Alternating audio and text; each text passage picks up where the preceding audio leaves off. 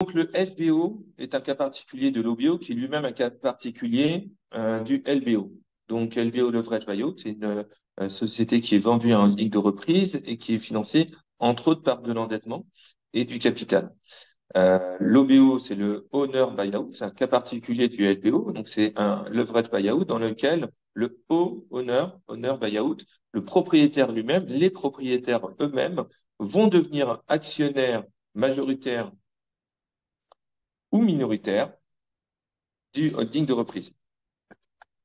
Le FBO, le Family Buyout, est donc une opération dans laquelle le propriétaire, souvent, les propriétaires, les managers, mais aussi d'autres membres de la famille, vont devenir actionnaires de ce même holding de reprise, ce qui permet de changer la physionomie du capital, donc de réorganiser le capital comme on le souhaite. Et donc, par exemple, permettre à certains membres de la famille de monter au capital. Une fille qui est déjà directrice dans l'entreprise va monter au capital. Un fils qui n'est pas dans l'entreprise, qui n'a pas beaucoup de projets et d'intérêt pour cette société, va peut-être préférer à l'occasion de ce FBO, ce Family Buyout, plutôt que d'avoir des titres, peut-être avoir du cash. Et donc, ça va permettre de rééquilibrer en fonction du nouveau tour de table qu'on a envie de définir le futur capital. Ça a beaucoup d'intérêt. Premièrement, permettre à ceux qui veulent faire du cash out, de faire du cash out. Ceux qui veulent se reluer, ceux qui veulent monter au capital, de monter au capital.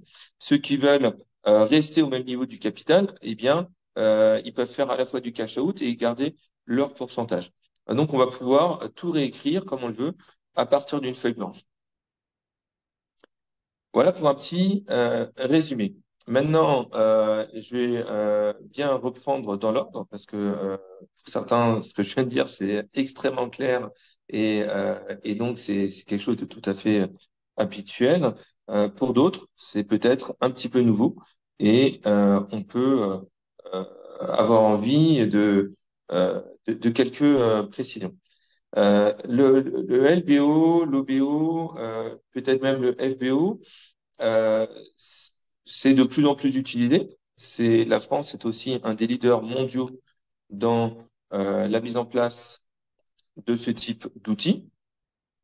Et donc, on a une longueur d'avance. Cocorico, on a l'impression que les fonds d'investissement, ils sont surtout anglo-saxons. Non, il y a beaucoup plus de fonds d'investissement en France. Alors, on n'a pas obligatoirement besoin d'un fonds d'investissement pour faire un OBO ou un FBO. Parce que on peut aussi faire une opération qu'on va appeler sponsorless et donc sans partenaire capitalistique externe, donc sans sponsor, sans fonds d'investissement. Et donc, on peut faire l'opération entre nous-mêmes. Et donc, uniquement avec de la dette bancaire, éventuellement d'autres types de dettes. L'avantage, c'est qu'on va pouvoir garder 100% du capital. On n'aura pas besoin de rémunérer un tiers qui va toucher une plus-value à l'occasion de l'opération. L'inconvénient, c'est que dans les faits, quand on met en comparaison les deux options, eh bien, sans partenaire externe, en moyenne, sur l'expérience des 50 dernières opérations qu'on a mis en compétition, eh bien, la valorisation sans partenaire externe est généralement 2 fois plus faible qu'avec un ou des partenaires extérieurs. Donc la différence de valorisation est considérable. Certains vont dire, mais non, c'est pas possible. Pour une même société, il y a une seule valorisation. Non, pour une même société, il peut y avoir de nombreuses valorisations et les partenaires externes peuvent faire changer cette valorisation par de nombreux éléments. Premièrement, la mise en compétition. Deuxièmement, la somme cumulée des différents outils financiers. On évoque généralement les 4 effets de levier du LBO, mais ces effets de levier dans le FBO incluant un partenaire externe, les effets de levier sont démultipliés. Comme vous devez vous en apercevoir ou pas, j'ai quelques... Patrice, excuse-moi de t'interrompre. Il y a Oui, Samy qui demande en fait quel intérêt par rapport à une simple cession de titre. Je ne sais pas si tu vois la question ou pas. oui, tout à fait, je vois la question. Ah. Ah, J'étais juste en train de dire que mon ordinateur se déconnecte et c'est la raison pour laquelle je passerai pas les slides parce que il déconnecte, il se reconnecte et donc vous me voyez de côté tout simplement parce que c'est mon téléphone portable qui fonctionne. Donc, quelle différence avec une simple session? Donc, un FBO, et bien sûr, c'est une session d'entreprise et c'est généralement une session de 100% des titres. Simplement, l'acheteur va être un holding de reprise qui va avoir certaines caractéristiques. Mais avant cela, c'est une session. Donc, il y a différents types de sessions. On a évoqué différents types de LBO, donc l'OBO, le FBO. Il y a d'autres types de sessions d'entreprise. Premier type de session d'entreprise à un industriel, un concurrent. Bon, on va vendre la société à un concurrent, 100% des titres. Deuxième type de session d'entreprise, on va faire un adossement, c'est-à-dire on va vendre sa société, s'adosser à un groupe industriel, c'est ce qu'on vient de dire, sauf que on va garder des titres. Donc, on va garder 10, 20, 30% et on va vendre 70, 80% du capital. C'est un adossement. On va s'associer. L'acheteur, il est content parce qu'il garde comme actionnaire les vendeurs ou certains vendeurs minoritaires et il prend la majorité. Donc, c'est une cession industrielle par adossement. C'est un deuxième type de cession d'entreprise. Il y a beaucoup d'autres types de cessions d'entreprise, mais parmi les autres types de cessions d'entreprise, il va y avoir le LBO.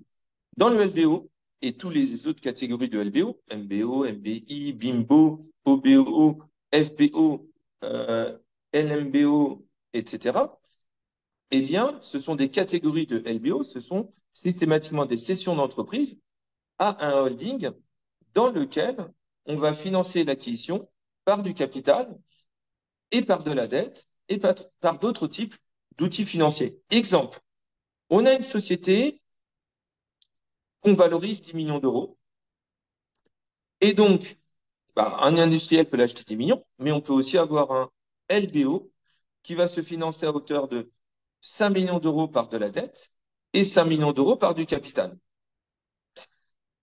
5 millions d'euros par de la dette, c'est-à-dire qu'on va s'endetter sur 7 ans et si on emprunte sur 7 ans, il faut rembourser chaque année, par exemple, 850 000 euros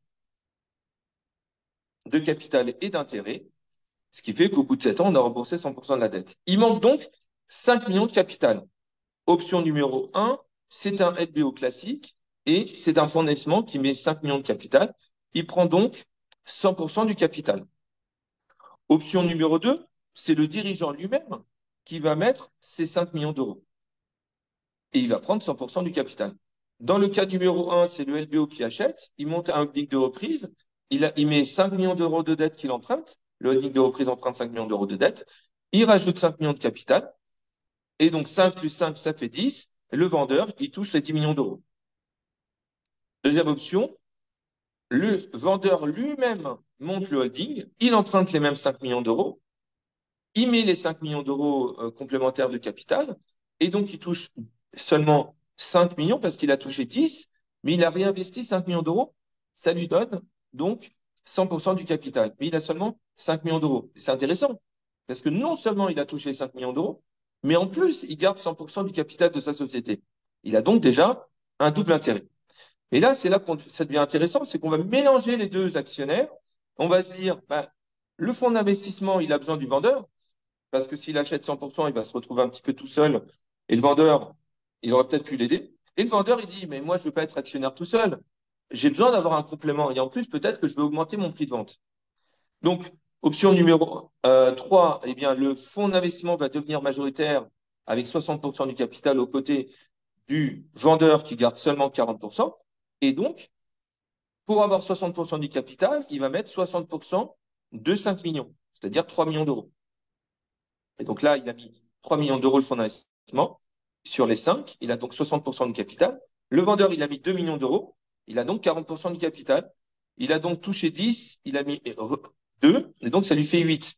Il a donc 8 millions d'euros plus 40% du capital. C'est assez magique parce que les 40% du capital, eh bien, demain, ils vont peut-être valoir à nouveau 10 millions. Et donc, il aura fait coup double. Il aura vendu deux fois sa société. Il a donc touché 8 millions tout de suite, plus 40% du capital, et peut-être que demain, les 40% valent encore 10 millions d'euros une fois que la dette a été remboursée et que la société a peut-être fait de la croissance. Demain, elle va peut-être valoir 20 millions d'euros la société. Il a donc sécurisé 8 millions d'euros de capital. Et en plus, demain, si la société vaut 20 millions, eh bien, il a encore 8 millions supplémentaires. Option numéro 4, le vendeur veut être majoritaire. Il veut détenir 60% du capital. C'est donc lui qui va mettre les 3 millions d'euros et le fonds d'investissement va mettre les 2 millions d'euros. Et donc, il va prendre 60% de capital contre 3 millions d'euros. Il va donc toucher 10 moins les 3 qu'il a réinvestis. Donc, il a donc touché 7 plus 60% du capital. Sauf que ce dont on s'est aperçu sur les 50 dernières négociations que j'ai faites, en moyenne, l'OBO, le FBO va permettre de doubler la valeur des entreprises parce que le vendeur va être motivé pour augmenter la valeur de la société. Le fonds d'investissement va s'associer au vendeur. Et donc, ils vont créer de l'intelligence qui va faire que la société va être plus pérenne, va augmenter sa rentabilité. Le vendeur va avoir confiance avec le fonds. Le fonds va avoir confiance dans le banquier. Le banquier a confiance dans l'association du fonds et du dirigeant. Et donc, tout ça fait que chacun va augmenter son investissement. Le banquier, au lieu de prêter 5 millions d'euros, il va avoir envie de prêter 10 millions d'euros. Le fonds d'investissement, il se dit que comme il a plus confiance dans l'avenir, ça vaut déjà 20 millions. Et donc, on va augmenter la valeur à 20. Le banquier va mettre 10 millions d'euros. Le fonds d'investissement va mettre 4 millions d'euros pour 40% de capital. Et le vendeur, donc, il aura une valorisation qui va augmenter à 20 millions. Et donc, il va réinvestir 6 millions d'euros contre 60% du capital. Il a donc touché 14 millions d'euros et il garde 60% du capital.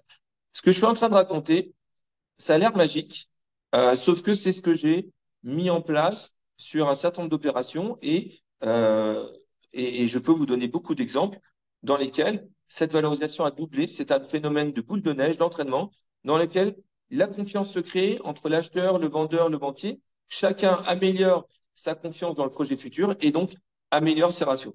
Et d'ailleurs, j'ai un exemple dans lequel, sur une société de services informatiques, eh bien, on a contacté des industriels qui valorisaient la société 7 millions d'euros, 8 millions d'euros. Le meilleur industriel proposait 8 500 000 euros.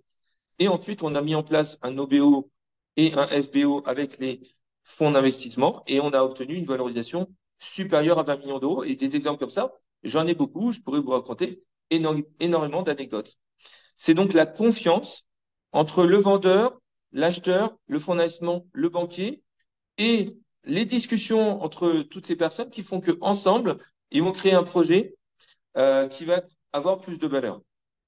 C'est pas systématiquement automatique. Dans certains cas, la vente industrielle génère une valorisation supérieure. Ça m'est arrivé à plusieurs reprises et je pourrais vous donner également des exemples. Donc moi, dans mon expérience, je vais donc mettre en compétition les opportunités d'acheteurs industriels avec des opportunités de OBO et avec des opportunités de FBO. Et à la fin, on a des résultats et on peut choisir. Peut-être que la valorisation de l'industriel sera inférieure, mais le vendeur va préférer cette solution parce que il dit, moi, je veux arrêter de travailler, je veux plus être actionnaire au capital, je veux plus prendre de risques, je veux plus entendre parler de tout ça. Et à l'inverse, peut-être que c'est le projet FBO familial qui va être préféré. Maintenant, l'avantage du FBO, ça va être de mettre en compétition plusieurs solution familiale, demander à chaque membre de la famille s'il préfère de l'argent ou s'il préfère des actions, et ensuite, eh bien, dire à chacun, ben voilà, on a la solution. Alors, dans certains cas, tout le monde veut des actions ou tout le monde veut de l'argent, mais il faut trouver un bon équilibre pour donner raison à tout le monde. Si tout le monde veut de l'argent, eh bien, peut-être que la solution, ça sera une vente industrielle ou une vente à 100%, mais si on voit que l'association familiale permet d'augmenter la valeur, tout le monde aura à gagner à suivre le chemin de la performance. Donc celui qui travaille dans la société activement, quotidiennement, intensément, aura plutôt tendance à vouloir avoir beaucoup d'actions et investir au capital. Et donc, ça fait boule de neige positive parce que ça va augmenter la valeur. À l'inverse, une personne qui n'est pas impliquée dans la société va avoir tendance à ne pas vouloir spécialement beaucoup de capital demain et va préférer de l'argent tout de suite. Dans l'exemple, on a augmenté la valeur à 20 millions d'euros, on fait 14 millions de cash out et on réinvestit 6 millions d'euros. Eh bien, on va voir qui va investir ces 6 millions d'euros, les parents, les enfants qui travaillent dans l'entreprise et vont toucher les 14 millions d'euros, les enfants, les neveux, les petits-enfants qui n'ont pas de travail généralement au sein de l'entreprise. On va recréer un capital de toutes pièces à partir de zéro.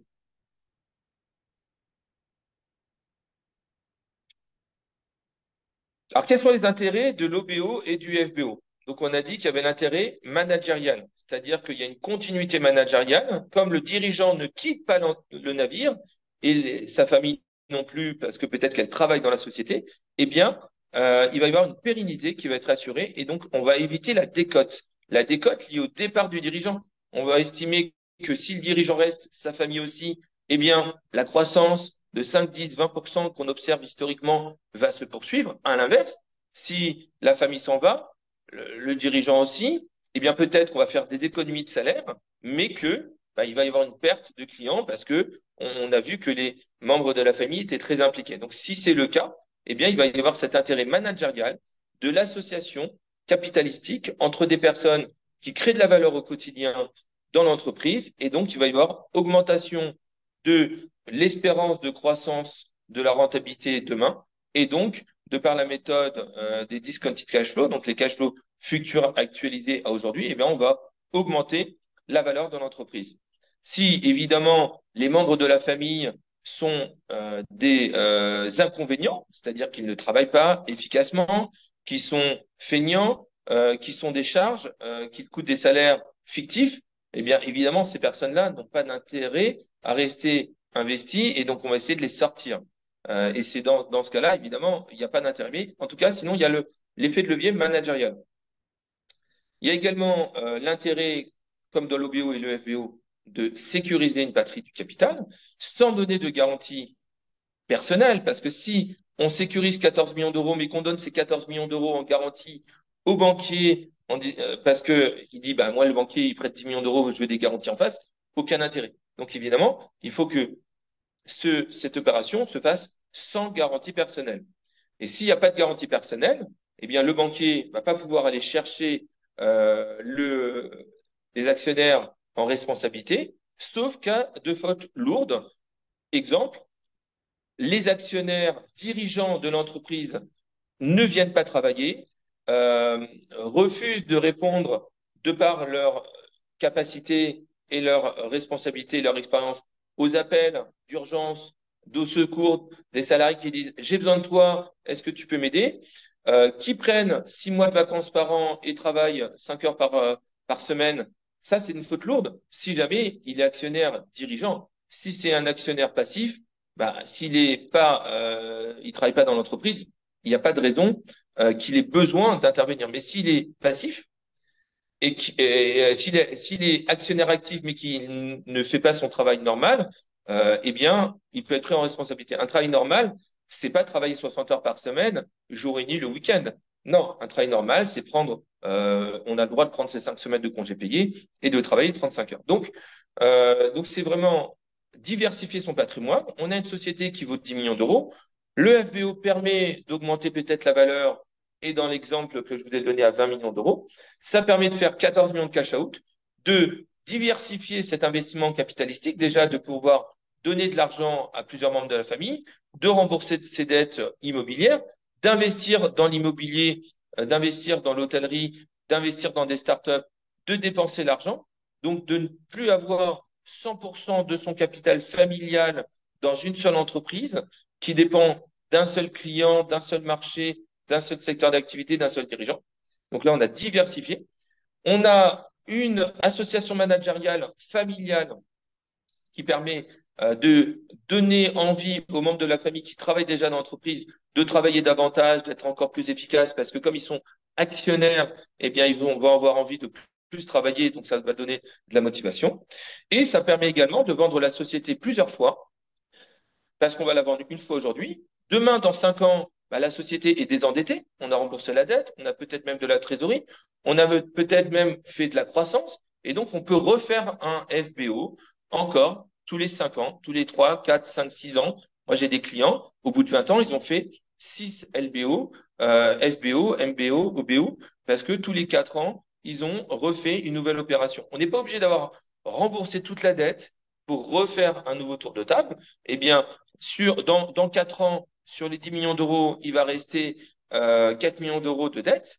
On a peut-être de la trésorerie excédentaire accumulée pendant ces 4 ans qui va nous permettre de rembourser 3 millions d'euros. Il reste une dette résiduelle de 1 million d'euros qui va être refinancée par la revente de l'entreprise. On va donc refaire l'optimisation. Le meilleur, c'est de refaire un nouveau tour de table entre 3 et 4 ans. Donc à peu près à mi-chemin, on rembourse la dette et on refait une nouvelle opération. Ça permet au capital qu'on réinvestit de récupérer une capacité de générer un taux de rendement interne de 25% en moyenne, alors que la croissance de l'entreprise n'est que de 3%. Si ça intéresse certains, je pourrais vous le démontrer. Mais donc, croissance de l'entreprise de 3% permet, grâce à l'effet de levier bancaire, parce que les taux d'intérêt bancaires sont seulement de 4%, 5% par exemple, eh bien, de générer un rendement capitalistique de 25%. Si on n'avait pas cet effet de levier bancaire, le rendement du capital serait plutôt autour de 15, 14, 13%. Et là, grâce à l'effet de levier bancaire, on moyennise à la hausse grâce au coût bancaire plus faible, un rendement du capital plus élevé. C'est tout l'intérêt de l'effet de levier bancaire. Et puis, il y a un intérêt de levier fiscal. Si le fonds d'investissement est majoritaire, on ne subit pas l'amendement Charras qui nous interdit de déduire les intérêts bancaires au sein du holding. Alors, pendant les 20 dernières années, l'amendement Charras n'avait plus aucun intérêt parce que comme les taux d'intérêt étaient à zéro, eh bien, c'était pas très grave si on ne pouvait pas déduire cet intérêt bancaire. Aujourd'hui, avec des taux d'intérêt à 5-6%, eh bien, ça redevient intéressant, utile de vérifier qu'on ne subit pas l'amendement Charras. Donc, pour éviter de le subir en totalité, il ne faut pas faire de vente à soi-même totale. Il vaut mieux être minoritaire euh, ou utiliser des options d'obligation qui nous permettent de ne pas être majoritaire. Donc, il y a plusieurs solutions fiscales pour éviter. Maintenant, si on subit l'amendement Charras, eh bien, on ne bénéficie pas en totalité de la déductibilité des intérêts. C'est pas très grave. Quand vous faites les calculs, c'est un coût final de 1 ou 2% sur le prix de la société. D'un autre côté, on a peut-être créé 100% de valeur supplémentaire. Donc, perdre 1 ou 2%, c'est pas très grave. Et Patrice, enfin, il y a l'effet de levier juridique. Patrice, ce que je voulais te demander, c'est que tout ce que tu nous exposes maintenant, ça a l'air magique. Donc, comment ça se fait que, que pas tout le monde le fasse? Tu comprends ma question ou pas, Patrice? Oui, oui, alors c'est ce que je disais tout à l'heure. C'est-à-dire, donc, Ce que je pourquoi? disais Parce tout que à l'heure, pas tout le monde est au courant de ce processus, pas tout le monde a la possibilité de le faire, c'est ça? alors déjà, ce que je disais tout à l'heure, c'est que parfois, il y a un industriel, ça m'est arrivé, qui proposait 8 millions pour une société et l'OBO qui proposait 12 millions. Et finalement, les vendeurs ont préféré faire la vente industrielle. Pourquoi? Bon, dans cet exemple, c'est parce que le dirigeant n'avait pas compris ce que c'était que le FBO. Bon. Dans un autre cas, j'avais un cas similaire, l'industriel proposait moins, mais le client a préféré vendre à l'industriel. Pourquoi? Parce qu'il a dit, je ne veux plus jamais entendre parler d'entreprise. Dans un troisième cas, le dirigeant a dit, je ne veux pas faire subir ce fardeau industriel à mes enfants. Dans un autre cas, eh bien, le vendeur avait toujours rêvé de vendre sa société à un industriel, donc il a préféré le vendre à un industriel. Dans un autre cas, bah, c'est tout simplement que l'industriel a proposé un prix plus élevé que ce que donnaient les simulations de FBO. Donc, il y a plein de raisons, mais tu as raison.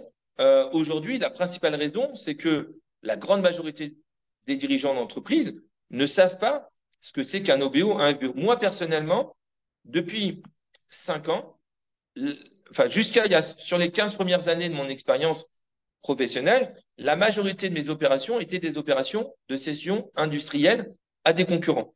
Depuis 5 ans, la grande majorité de mes opérations sont des OBO, des LBO. Parce que c'est aussi une pratique qui devient beaucoup plus populaire, parce qu'il y a beaucoup plus de fonds d'investissement, parce que les banques ont compris comment ça marche, parce qu'on a fait de la pédagogie et tu organises, merci Rachel, des conférences qui permettent d'éduquer les dirigeants d'entreprise, d'informer les experts comptables, les conseillers en gestion de patrimoine. D'ailleurs, ce qui est rigolo, c'est que il y a 6 ans, j'ai eu quand j'ai commencé à faire davantage de OBO que de sessions industrielles, eh bien, une des opérations, cette année-là, c'était une session d'un expert comptable lui-même. Il était lui-même actionnaire d'une entreprise et c'est lui-même qui m'a dit, mais Patrice, il avait 61 ans. Si j'avais su, j'aurais fait ça depuis longtemps. Depuis 6 ans qu'il a fait cette opération grâce à moi, il a changé de métier, il est devenu investisseur LBO et il a aidé la majorité de ses clients à faire ça. Effectivement, il a eu ce déclic et c'est vrai que c'est aussi une gymnastique qu'il faut entamer. Mais c'est pas toujours magique. Il faut quand même en comprendre les contraintes, les avantages, les inconvénients. Il faut aussi avoir envie de rester actionnaire, de comprendre comment ça marche, de trouver les personnes qui vont manager demain l'entreprise, de ne pas subir la gestion de l'entreprise. C'est le cas de beaucoup de dirigeants d'entreprise. La grande majorité de mes clients viennent me voir parce que ils subissent des contraintes au quotidien. Ils ont créé la société pour certaines choses et aujourd'hui, 90% de leur temps est subi au sein de l'entreprise. Certains adorent le développement technique et ils font au quotidien que des emmerdes avec les salariés, les syndicats, le commercial, l'industriel. Ils aiment rien de tout ça. Il y en a un, il est commercial, il a horreur de tout le reste. Eh bien, généralement, il y a déjà ça à traiter. Si on ne traite pas ce sujet en premier lieu, eh bien, on va pas pouvoir faire une bonne opération sur les 5 ou 10 prochaines années. Par contre, dès l'instant qu'on a bien listé tout ce que le dirigeant aime et tout ce qu'il n'aime pas, tout ce qu'il sait faire et tout ce qu'il ne sait pas faire, tout ce pourquoi la société a besoin de lui et ce pourquoi la société peut le remplacer, une fois qu'on a fait cette cartographie, on recrute les personnes complémentaires, on recentre le dirigeant sur les 10 ou 20% de ses tâches qu'il adore, soit il continue à travailler seulement un jour par semaine, soit il se redéploie 5 jours, mais uniquement sur les tâches qu'il adore, eh bien, c'est magique. Mais c'est d'abord une question de dirigeant et ensuite une question financière et patrimoniale, et pas l'inverse.